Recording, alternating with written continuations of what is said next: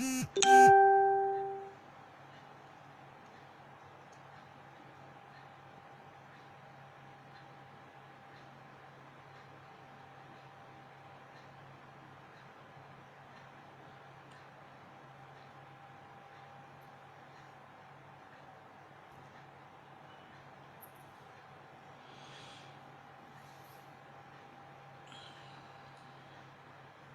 पर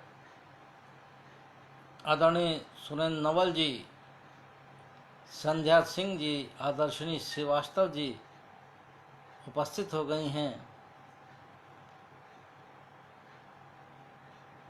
और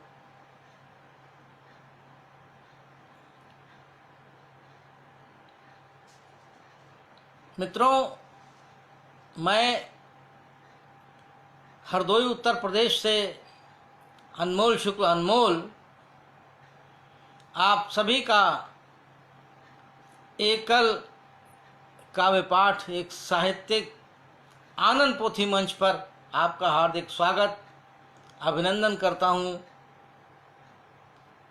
दीपिका द्विवेदी दीप जी उपस्थित हो गई हैं। आज इस दशकोत्सव साप्ताहिक समारोह का अंतिम दिवस है और इस समारोह की साहित्यिक गतिविधियों का समापन का उत्तरदायित्व मुझे इस मंच के संचालकों आदरणीय सुरेंद्र नवल जी, विनोद सिंह नामदेव शजर जी, महावीर सिंह जी, दीपिका द्विवेदी दीप जी ने सौंपा है। सच कहूं तो समारोह की गतिविधि इतने रोचक एवं मनमोहक ढंग से चल रही थी कि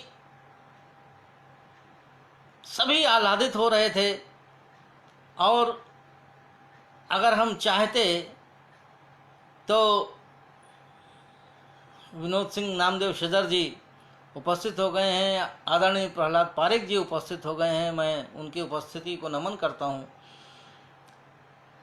अगर हम चाहते तो इसको हम दशकोत्सव पखवाड़े के रूप में भी मना सकते थे, क्योंकि मैं समझता हूं हमारे बहुत से साहित्यकार जो इस से जुड़े हुए हैं वो सभी लोग मंच पर अपनी जीवंत उपस्थिति देने के लिए उपस्थित नहीं हो सके हैं। आदरणीय हरिओम श्रीवास्तव जी मंच पर उपस्थित हो गए हैं, मैं उनका हृदय से स्वागत करता हूं। मेरे बड़े भाई हैं, बहुत अच्छे रचनाकार, जिनका मैं भी एक प्रशंसक रहा हूं और वो अच्छी तरीके से जानते हैं। चलिए आइए बात को आगे बढ़ाया जाए। तो मैं कह रहा था कि अगर हम इसको एक पखवाड़े के रूप में भी मनाते तो भी शायद समय कम पड़ जाता। खैर, जो प्रतिभागी यहाँ वंचित रह गए हैं इस लाइव कार्यक्रम को देने के लिए, हम उनको समय समय पर सुनते रहेंगे और निश्चित रूप से ये इस मंच पर उनकी प्रस्तुति इस मंच को चार चांद लगा देगी। खैर, कोई बात नहीं, निश्चित रूप से हम सब ने आदरणीय राजर्षि सेमन जी एवं देव जी का गायन, प्रतिभाशाली अनिरुद्ध पारेख जी का वादन, प्रमिला व्यास जी की भजन संध्या चैतन्य भट्ट जी की सुमधुर आवाज़ का आनंद उठाया है। आज कुछ व्यवधानों के चलते आदरणीय अशोक जोशी जी को हम लोग इतनी तन्मयता से नहीं सुन सके और इसके लिए कुछ किया भी नहीं जा सकता है। चलिए कोई बात नहीं, लेकिन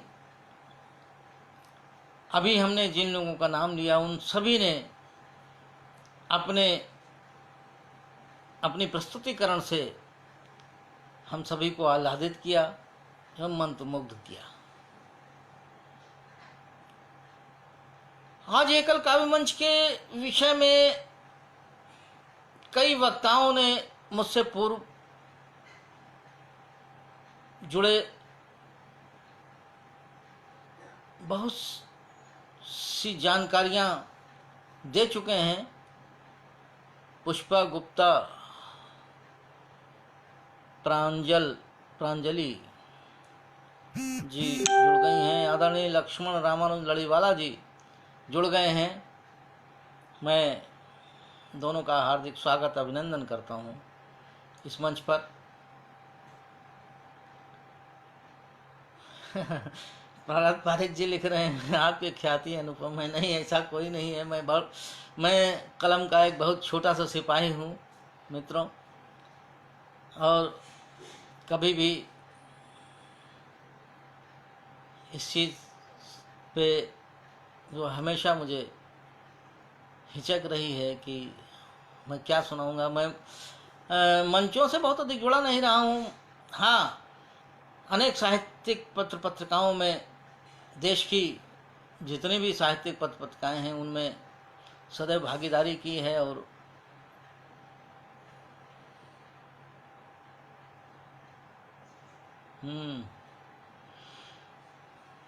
अच्छा, विनोद सिंह नाम देव शेजल जी लिख रहे हैं मेरे भतीजे अवनीश पारिक की भी भागीदारी पेशकश बेहतरीन थी सर।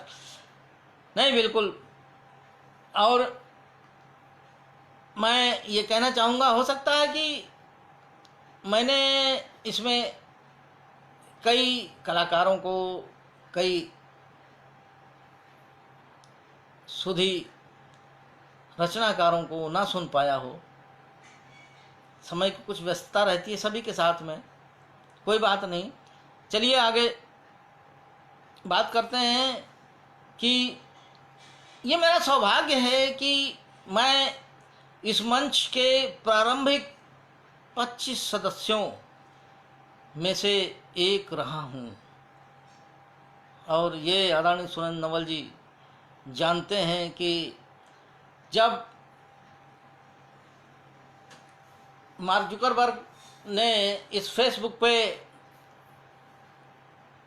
सितंबर 2011 में इस आनंद पोथी मंच के लिए सभी को सुविधा दी थी, तो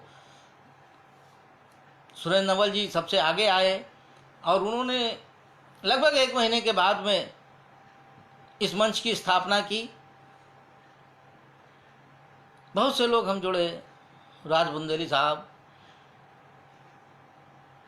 और विश्वेश सागर जी, बहुत से नाम हैं। मैं नाम कहाँ तक गिनाऊंगा और इसमें बड़ा समय बीत जाएगा। कविता सूद जी, प्रियंका भट्ट जी, प्रमोद साहू जी सभी उपस्थित हो गए हैं। मैं उन सभी का हार्दिक अभिनंदन करता हूं और बात को आगे बढ़ाता हूं। बहुत सी बातें जो हैं जो मेरी जानकारी में नहीं थी वो भी सुरेंद्र नवल जी से प्राप्त हुई कि उस ज़माने में वाकई कि 10 साल पहले की बात आप सोचें तो ये मंच पटल इतने नहीं थे जो आज बहुत से कुकुरमुत्तों की तरह हो गए हैं। चलिए कोई बात नहीं है, सभी अच्छे हैं और मेरी शब्दावली में शायद कोई भूल हो गई हो तो मुझे क्षमा करेंगे। और ये मंच वही एक 2011 में प्रारंभ हो गया था और उसके बाद में नवल जी की कुछ अपनी व्यस्तताओं के कारण इसमें बीच में कुछ वर्ष शैथिल्य रहा, लेकिन आज मंच पुनर्जीवित होकर के उसी उत्साह और ऊर्जा के साथ में आगे बढ़ रहा है। मैं समझता हूँ आदरणीय गिरिराज सिंह भदौरिया प्राण जी उपस्थित हो गए हैं और उनको सादर नमन। लिख रहे हैं कि आनंद पोथी अच्छा शब्द है, कोई नहीं, ये तो सब बातें चलती रहती हैं। और जहाँ तक मैं ये कह सकता हूँ कि ये मंच उत्तरोत्तर प्रगति की ओर उन्मुख होता रहेगा, क्योंकि यहाँ बड़े सुधी रचनाकार, बड़े सुधी साहित्यकार जुड़े हुए हैं और मन से जुड़े हुए हैं। तो ऐसी स्थिति में कहीं कोई शंका नहीं रहती है कि जो है ये मंच अपनी ऊंचाइयों को न छुए। आइए मैं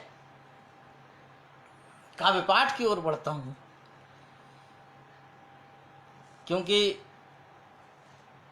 मुझे ऐसा आदेश हुआ था कि मुझे काव्य पाठ भी करना है और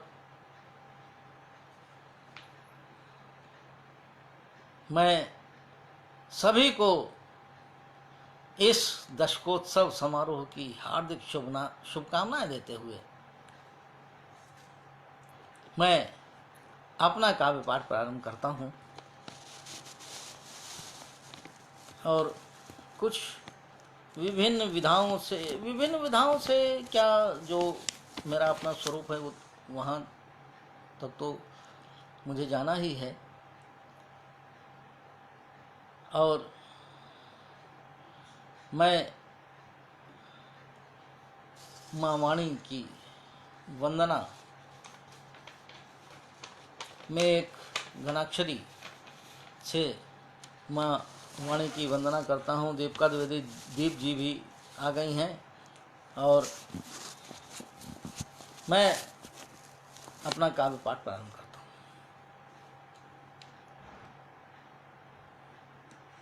The Bluetooth device is ready to pair. कि तेरी ही कृपा से कोई कालिदास बनता तो कोई सुर तुलसी कबीर बन जाता है। तेरी ही कृपा से कोई कालिदास बनता तो कोई सुर तुलसी कबीर बन जाता है। तेरा वरदानी हाथ छाए शिशु पर माँ तो गूंगा गीत गजलों को मुक्त कंठ गाता है। शब्द दे प्रकार दे विचारों को निखार दे माँ काव्य की प्रणेता और तू ही शब्द दाता है। श्वेत वस्त्र धारिणी सुहंस वाहिनी के द्वार बार बार अनमोल शीश को झुकाता है। श्वेत वस्त्र धारिणी सुहंस वाहिनी के द्वार बार बार अनमोल शीश को झुकाता है। आइए, ये मेरा अपना मंच है जिसको मैं वास्तव में अपना मानता हूँ। मैं कुछ नए दोहों के साथ में अपनी बात प्रारंभ करता हूँ। और मित्रों, पहली बार किसी मंच से पढ़ रहा हूँ मैं ये दोहा, सुनिएगा। घड़ी निरंतर चल सदा करती है संकेत, घड़ी निरंतर चल सदा, करती है संकेत, समय जान मोठी बंधी, नित्य फिसलती रेत, नित्य फिसलती रेत। एक और नया दोहा, इसमें तीर शब्द आया है। तीर के दो अर्थ होते हैं और दोनों अर्थों में आप देखिएगा इसको। निकल गए वो तीर से बनकर यूं अनजान, निकल गए वो तीर से यूं अनजान, जैसे उनसे थी नहीं कभी कोई पहचान, कभी कोई पहचान। आदरणीय हरिवंश श्रीवास्तव जी ने घड़ी का चित्र भेज करके मेरे दोहे को बल प्रदान किया। मैं उनका हार्दिक आभार व्यक्त करता हूँ। आइए एक दोहा और देख लीजिए कि यदि तू अपनी आँख के अधिक निकट ले खोल, यदि तू अपनी आँख के अधिक निकट ले खोल, अक्षर धुंधले ही दिखें पुस्तक के अनमोल, पुस्तक के अनमोल। और मैं तो कुछ दो चार दोहे वो प्रस्तुत कर रहा हूं कि जिन्होंने मुझे समकालीन दोहाकारों की श्रेणी में लाकर के खड़ा कर दिया। मैंने बहुत कम दोहे लिखे हैं, लेकिन ये मेरा सौभाग्य है कि मुझे दोहाकारों में गिना जाने लगा। मित्रों, वो दोहे बेटा भूखा देख कर माँ थी बहुत उदास, बेटा भूखा देख कर माँ थी बहुत उदास, परी कथा ही था बचा भोजन उसके पास। इस बीच हमारे परम प्रिय शिष्य महावीर सिंह वीर जी उपस्थित हो गए हैं। उनकी उपस्थिति को मैं प्रणाम करता हूं। और अंजू मोटवानी जी मुझे प्रोत्साहित कर रही हैं, उनका सादर अभिवादन। एक दोहा और कि मैं तो बस खुददार था, वो समझा मगरूर, मैं तो बस खुददार था, वो समझा मगरूर, कारण था निकला नहीं मुख से शब्द हुजूर, मुख से शब्द हुजूर। इस बीच अलका गुप्ता भारती जी उपस्थित हुई हैं, उनकी उपस्थिति को नमन। और एक दोहा और सुनिएगा कि मत पूछो वो वेदना, मत पूछो हालात, मत पूछो वो वेदना, मत पूछो हालात। प्रतिदिन विष पी कर जिए हम जैसे सुकरात, हम जैसे सुकरात। आदरणीय कविता सूद जी उपस्थित हुई हैं, उनकी उपस्थिति को नमन। और यदि भूलवश किसी का नाम मुझसे छूट जाए तो वो मुझे अपने मन से क्षमा करेगा।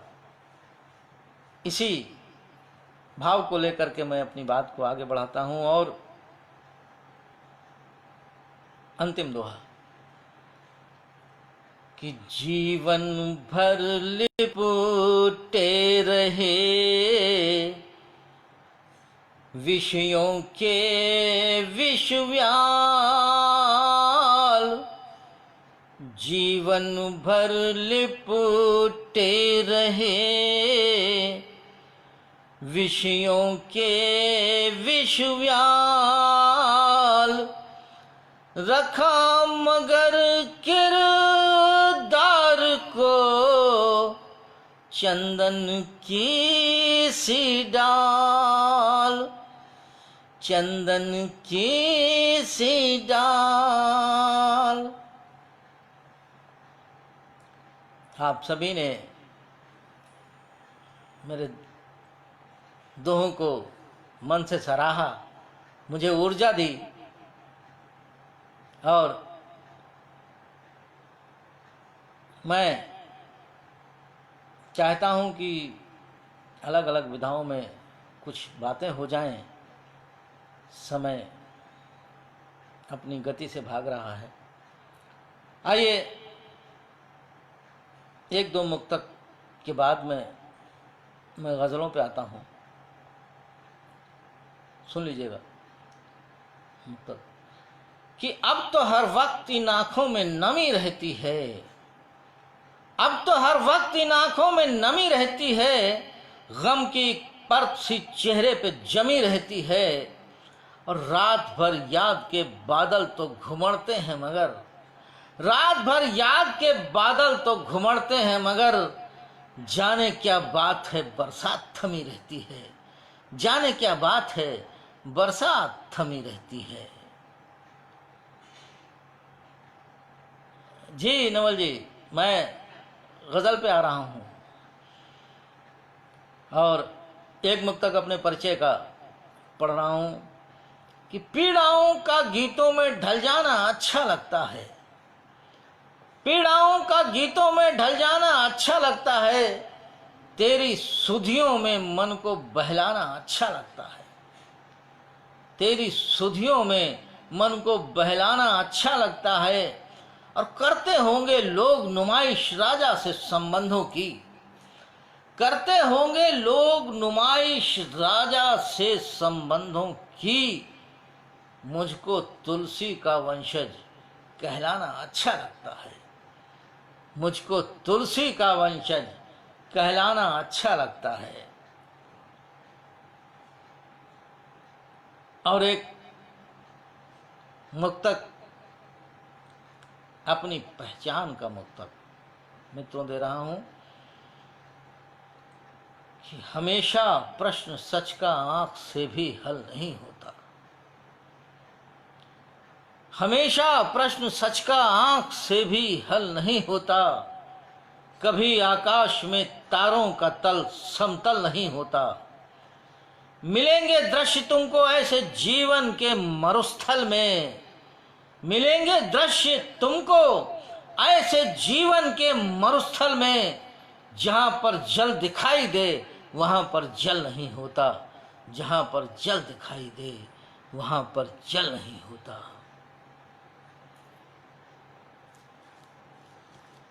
सभी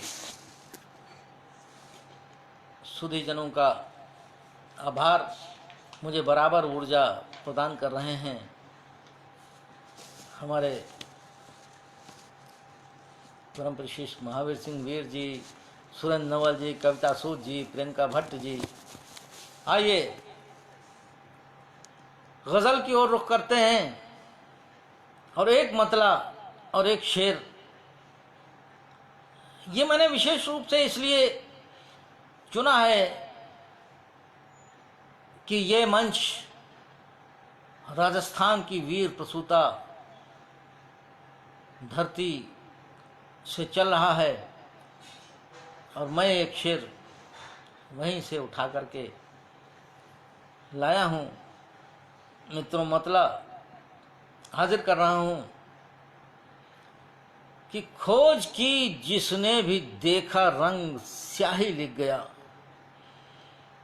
खोज की जिसने भी देखा रंग स्याही लिख गया, और जिसने समझा मर्म उसको रोशनाई लिख गया। खोज की जिसने भी देखा रंग स्याही लिख गया, और जिसने समझा मर्म उसको रोशनाई लिख गया। और शेर सुन लीजिएगा कि वो तो थी मां से भी बढ़कर, है कहां ऐसी मिसाल। वो तो थी मां से भी बढ़कर, है कहां ऐसी मिसाल। भूल की उसने जो वो पन्ना को दाई लिख गया। भूल की उसने जो वो पन्ना को दाई लिख गया। आइए एक मतला और दो शेर। मित्रों, इस कोरोना काल में बहुत सारे मंचों से काव्य पाठ करने का सुअवसर प्राप्त हुआ, लेकिन मैं आज इस मंच पर अलग, बिल्कुल गज़लें भी सारी मैंने अलग सोच कर रखी हैं कि जो पूर्व मंचों पर मैं सुना चुका हूँ। मैं शायद मैं अच्छी गज़लें सुना चुका हूँ, लेकिन उससे भी अच्छी कुछ गज़लें मेरे पास जो बची हुई हैं मैं उपस्थित करता हूँ। एक मतला और दो शेर सुनिएगा।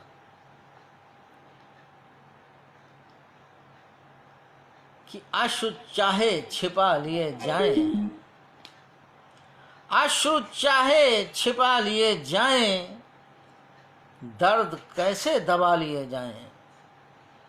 आंसू चाहे छिपा लिए जाएं, दर्द कैसे दबा लिए जाएं। और आप स्वयमेव रो पड़ेंगे यदि, आप स्वयमेव रो पड़ेंगे यदि हद से ज्यादा हंसा लिए जाएं। कि फिर से पढ़ रहा हूं मैं कि आप स्वयमेव रो पड़ेंगे यदि हद से ज्यादा हंसा लिए जाएं। और बतौर खास इसका एक शेर कि चंद दिन और गम का मौसम है।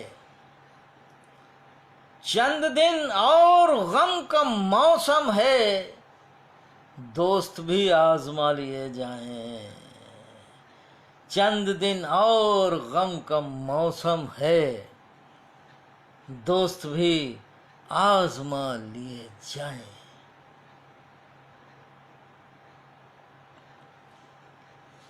आइए मित्रों, लिखी तो एक तरह की गज़ल थी, लेकिन वो गज़ल, क्योंकि मैंने कहा कि मैं आप लोगों के साथ में नई गज़लें शेयर करना चाहता हूँ जो मैंने अभी तक किसी पटल पर नहीं पढ़ी। रीता शेखर मधु जी उपस्थित हो गए, उनकी उपस्थिति को नमन। आइए एक गजल का मतलब देखें कि परोपकार की उम्दा मिसाल देता है, परोपकार की उम्दा मिसाल देता है, दरख्त धूप को साए में ढाल देता है। परोपकार की उम्दा मिसाल देता है, दरख्त धूप को साए में ढाल देता है। यही मिसरा मिला था कि दरख्त धूप को साए में डाल देता है। और इस शेर मैंने ये मतलब प्रस्तुत किया मैंने कि परोपकार की उम्दा मिसाल देता है, दरख्त धूप को साए में ढाल देता है।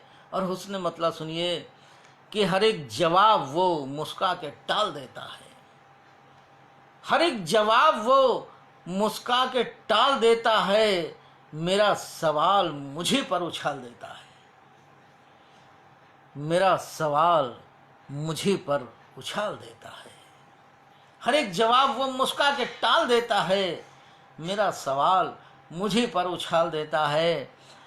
और शेर सुनिएगा कि मेरी निगाह में वो कम नहीं फरिश्ते से, मेरी निगाह में वो कम नहीं फरिश्ते से, जो गैर शख्स की औलाद पाल देता है, जो गैर शख्स की औलाद पाल देता है। और ये शेर बतौर ख़ास कि समय का जिसने अनादर किया हो जीवन भर, समय का जिसने अनादर किया हो जीवन भर, समय भी उसके सभी बल निकाल देता है। समय का जिसने अनादर किया हो जीवन भर, समय भी उसके सभी बल निकाल देता है। और एक शेर और बहुत खूबसूरत सा शेर देखिएगा, शायद आप लोगों को पसंद आए कि जिसे ये ज्ञात नहीं रत्न क्या है पत्थर क्या, जिसे ये ज्ञात नहीं रत्न क्या है पत्थर क्या, वो व्यर्थ में ही समंदर खंगाल देता है। जिसे ये ज्ञात नहीं रत्न क्या है पत्थर क्या, वो व्यर्थ में ही समंदर खंगाल देता है। और मक्ता पेश कर रहा हूं कि 1000 बार है अनमोल शुक्रिया उसका, 1000 बार है अनमोल शुक्रिया उसका, मेरे कलाम में जो जान डाल देता है, मेरे कलाम में जो जान डाल देता है। 1000 बार है अनमोल शुक्रिया उसका, मेरे कलाम में जो जान डाल देता है। और परोपकार की उम्दा मिसाल देता है, दरख्त धूप को साए में ढाल देता है।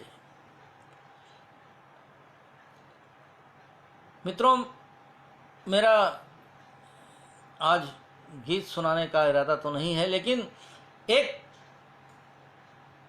अद्भुत रचना, अद्भुत इसलिए कह रहा हूं कि शायद हिंदी में ये प्रयोग अभी तक नहीं किया गया है कि जिसका फॉर्मेट, जिसका खाका गज़ल का हो, उसमें कुछ एक छोटा सा टुकड़ा जोड़ करके मैंने इसको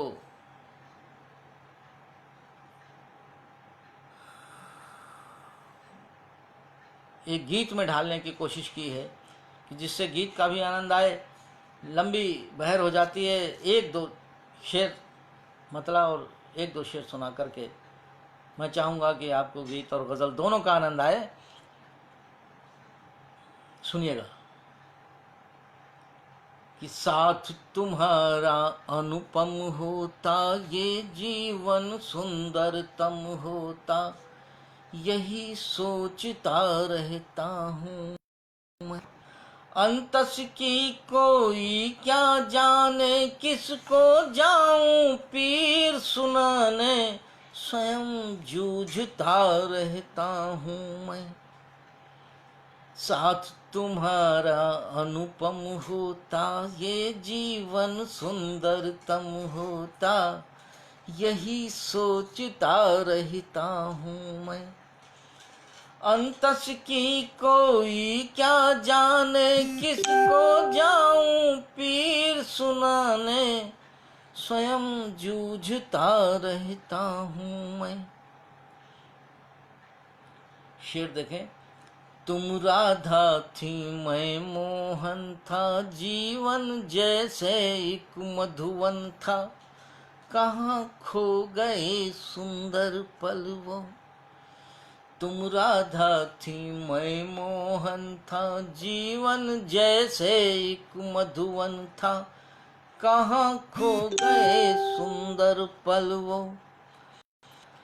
डूबा डूबा उन यादों में, खामोशी के संवादों में, कहीं चीखता रहता हूँ मैं, स्वयं जूझता रहता हूँ मैं। शेर देखें, और बतौर खास ये शेर कि यूं तो थी छोटी सी घटना, मेरी एक उंगली का कटना, बही रक्त की कुछ बूंदें थी। यूं तो थी छोटी सी घटना, मेरी एक उंगली का कटना, बही रक्त की कुछ बूंदें थीं। जिस पर तुमने होठ रखे थे, जिस उंगली के भाग जगे थे, वही चूमता रहता हूँ मैं, स्वयं जूझता रहता हूँ मैं। जिस उंगली जिस पर तुमने होंठ रखे थे, जिस उंगली के भाग जगे थे, वही चूमता रहता हूँ मैं।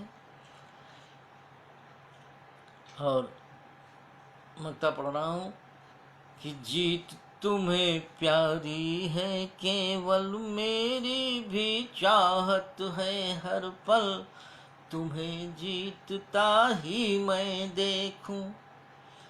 जीत तुम्हें प्यारी है, केवल मेरी भी चाहत है हर पल, तुम्हें जीतता ही मैं देखूं।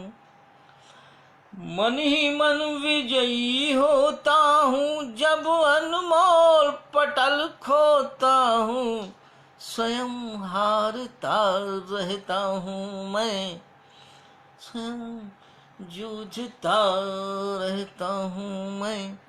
साथ तुम्हारा अनुपम होता, ये जीवन सुंदरतम होता, स्वयं ये साथ तुम्हारा अनुपम होता, ये जीवन सुंदरतम होता, यही सोचता रहता हूँ मैं। अंतस की कोई क्या जाने, किसको जाऊं पीर सुनाने, स्वयं जूझता रहता हूँ मैं। आइए मित्रों, एक गज़ल के और चंद शेर। लोग कहते हैं कि गज़ल में बड़े तीखे शब्द इस्तेमाल नहीं हो पाते हैं। मैं ये गज़ल जो सुना रहा हूँ, इसकी रदीफ़ी बड़ी पैनी रदीफ़ है। मित्रों देखिएगा मैं इसको कहाँ तक निभा पाया, आशीर्वाद दीजिएगा अपना। कि उसकी यादों का जब कोई मंजर चुभता है, उसकी यादों का जब कोई मंजर चुभता है, मुझको रातों में फूलों सा बिस्तर चुभता है। उसकी यादों का जब कोई मंजर चुभता है, मुझको रातों में फूलों सा बिस्तर चुभता है। इस बीच आदरणीय श्याम फतनपुरी जी उपस्थित हुए हैं, मैं उनकी उपस्थिति को नमन करता हूँ और गज़ल का शेर प्रस्तुत कर रहा हूँ कि बातों में भी पाया है मैंने वो तीखापन, बातों में भी पाया है मैंने वो तीखापन, दिल में यूं लगती हैं जैसे नश्तर चुभता है। बातों में भी पाया है मैंने वो तीखापन, दिल में यूं लगती हैं जैसे नश्तर चुभता है। और एक शेर बड़ा मार्मिक सा शेर है मित्रों, अगर आपके दिलों तक पहुंचता है तो मुझे आशीर्वाद दीजिएगा कि जिस मुफलिस की सियानी बेटी घर में बैठी हो, जिस मुफलिस की सियानी बेटी घर में बैठी हो, उसको तो अपना ही गांव गली घर चुभता है। जिस मुफलिस की सियानी बेटी घर में बैठी हो, उसको तो अपना ही गांव गली घर चुभता है। और एक गज़ल का शेर यूं कहा है कि परदेसी ने लिखा है जिसमें लौट न पाऊंगा, परदेसी ने लिखा है जिसमें लौट न पाऊंगा, विरहन को उस खत का अक्षर अक्षर चुभता है। परदेसी ने लिखा है जिसमें लौट न पाऊंगा, विरहन को उस खत का अक्षर अक्षर चुभता है। और एक शेर और देख लीजिएगा कि साथ तुम्हारे जो खुशियों से थी लबरेज सदा, साथ तुम्हारे जो खुशियों से थी लबरेज सदा, उन आंखों में तुम बिन एक समंदर चुभता है। साथ तुम्हारे जो खुशियों से थी लबरेज सदा, उन आंखों में तुम बिन एक समंदर चुभता है। और अंतिम शेर इसका यूं है, मुझसे नाता तोड़ न ले वो रूठ न जाए वो, मुझसे नाता तोड़ न ले वो रूठ न जाए वो, अब तो सपनों में भी एक यही डर चुभता है, अब तो सपनों में भी एक यही डर चुभता है।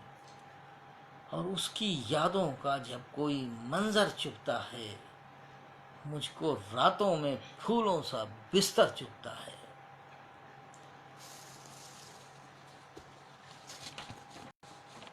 मैं समझता हूँ कि ये गज़ल की बात हो गई है, समय अभी है जैसा कि मुझे दिया गया था, और मैं चाह रहा हूँ कि एक गीत जो है वो मैं सुनाना चाह रहा हूँ कि समाज के लिए भी कुछ सोचना चाहिए। एक गीत, एक अजन्मी बेटी जो जन्म लेना चाहती है, वो अपनी माँ से किस तरह बात करती है। मित्रों सुनिएगा। ओहो, दीप शिखा सागर जी आ गई हैं, बड़ी अच्छी गज़लकारा और बहुत अच्छा लिखती हैं गज़लें, नज़में, सभी कुछ बहुत अच्छी गज़लकारा हैं। मुझे बहुत ही प्रिय लगता है उनका लेखन। आइए गीत की ओर चलते हैं। एक अजन्मी बेटी की पुकार कि माँ उदर में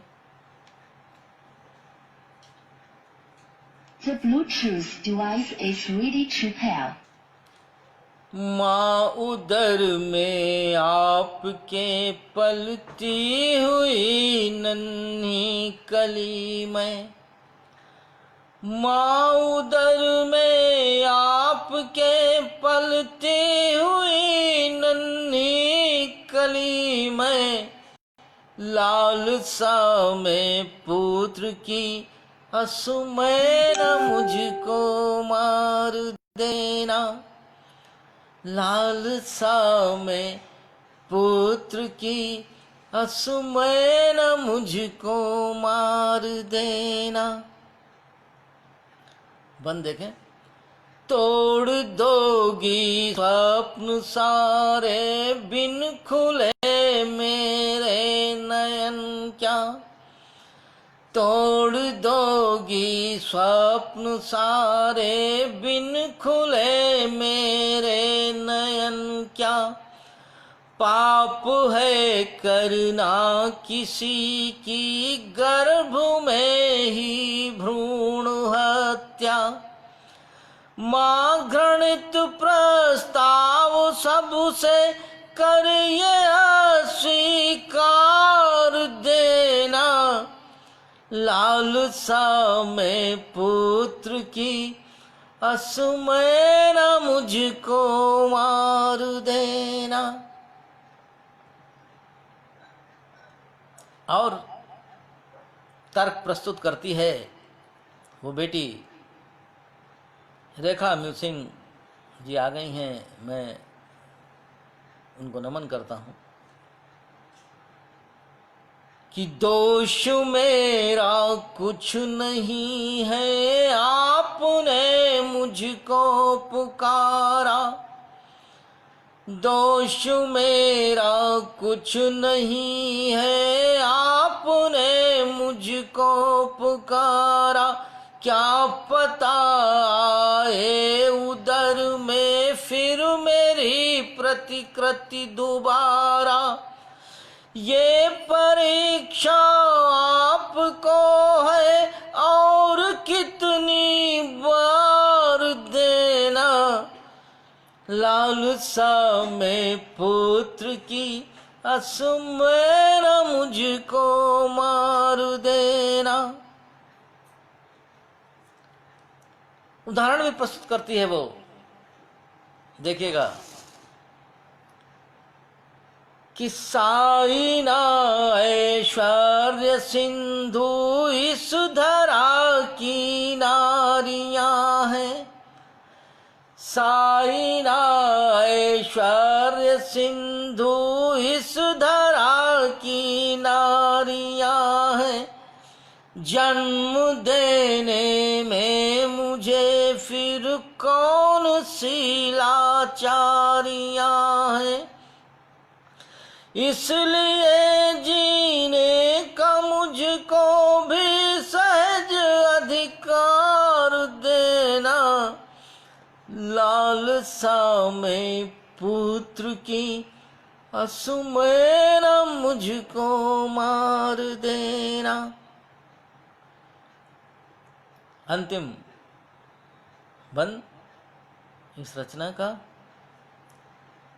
कि मानती हूँ वंशु बेटे से ही चलने की प्रथा है, मानती हूँ वंशु बेटे से ही चलने की प्रथा है, मैं न बन कर आ सकी बेटा यही मेरी व्यथा है, मुझको बेटे की अपेक्षा चाहे थोड़ा प्यार देना, लालसा में पुत्र की असुमैर मुझको मार देना, माँ उदर में आपके पलती हुई नन्ही कली में,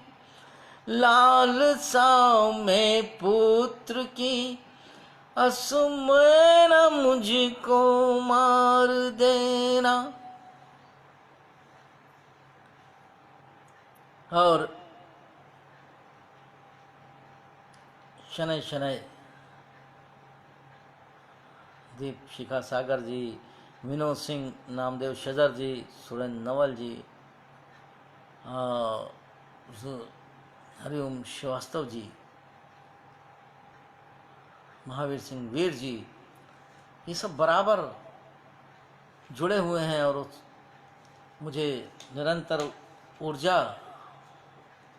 प्रदान कर रहे हैं। मैं आप सभी का बहुत आभारी हूँ।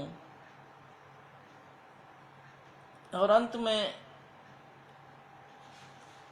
अर्चना वाजपेयी जी उपस्थित हुई हैं हरदोई से, उनका हार्दिक स्वागत, अभिनंदन।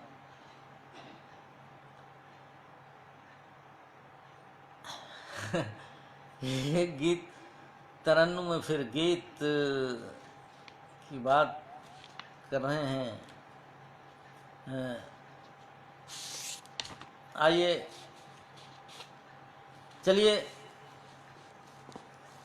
नवल जी का आदेश है और आज उनका आदेश ही सर्वोपरि है। वैसे तो मैं गज़ल सुनाना चाह रहा था, चलिए कोई नहीं, मैं एक गीत और दे रहा हूँ मित्रों। यद्यपि मैंने बहुत कम गीत लिखे हैं, मैं गीतकार हूँ नहीं और ना ही मेरा तरन्नुम बहुत अच्छा है। मैं आरोह अवरोह बहुत गड़बड़ है, फिर भी दीपिका सागर जी कह रहे हैं तरन्नुम में पढ़िए। लिए ठीक है, मैं आप सभी का अनुरोध स्वीकार करता हूँ और तरन्नुम में एक गीत सुनिएगा। जब जब मन की पीड़ा को कलम थमाऊंगा, जब जब मन की पीड़ा को कलम थमाऊंगा, मैं गीत न कोई बासंती गा पाऊंगा। जब जब मन की पीड़ा को कलम थमाऊंगा, मैं गीत न कोई बासंती गा पाऊंगा। बंद सुनिएगा। जब तक निर्धन है यहाँ निवाले को तरसा,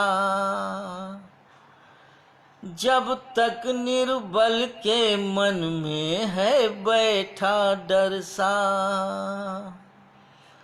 जब तक निर्धन है यहाँ निवाले को तरसा, जब तक निर्बल के मन में है बैठा डर सा, आतंकवाद का तांडव नर्तन देख देख, मेरे मन का श्रृंगार स्वभाव गया मरसा।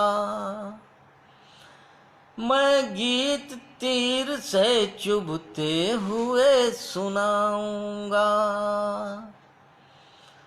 इसलिए तीर से चुभते गीत सुनाऊंगा। मैं गीत न कोई बासंती गा पाऊंगा। बंद सुनिएगा कि बेटी से दुर्व्यवहार यहाँ जब तक होगा, ये खत्म न अत्याचार यहाँ जब तक होगा। बेटी से दुर्व्यवहार यहाँ जब तक होगा, ये खत्म न अत्याचार यहाँ जब तक होगा। जब तक न देशद्रोही होगा समूल दंडित,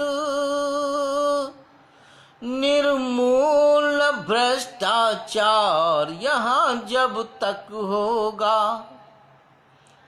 मैं तेजाबी स्वर में ही अलख जगाऊंगा।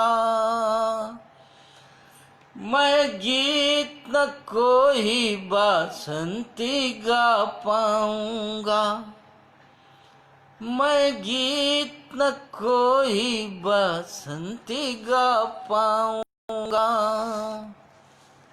और अंतिम कि आंसू की फसल न बोए आंखें सपनी ली, आंसू की फसल न बोए आंखें सपनी ली।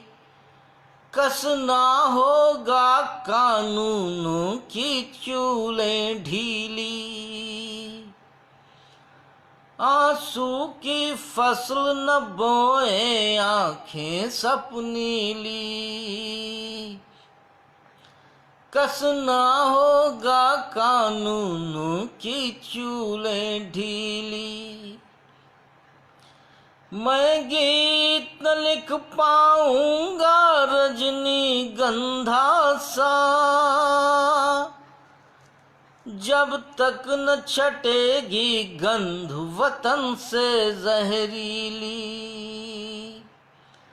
जागरण गीत के पल्लव पुष्प गाऊंगा, मैं गीत न कोई बसंती गा पाऊंगा।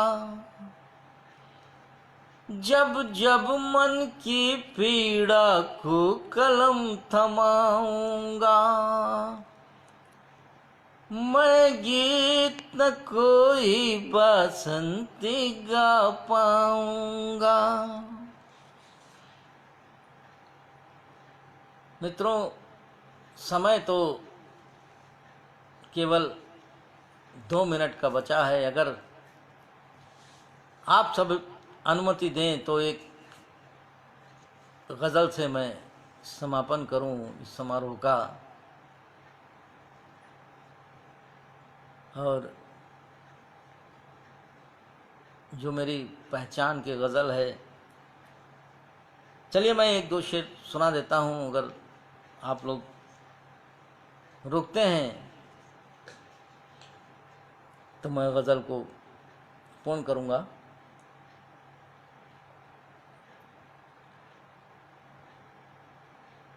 मतलब सुनिएगा कि मन से यादें कभी तेरी विस्मृत न हो, मन से यादें कभी तेरी विस्मृत न हो, पंथ तेरे कभी कंठ कावृत न हो। उसने मतलब देखिएगा, उसके हाथों से हम चाहे उपकृत न हो, उसके हाथों से हम चाहे उपकृत न हो, उसकी नजरों से लेकिन तिरस्कृत न हो।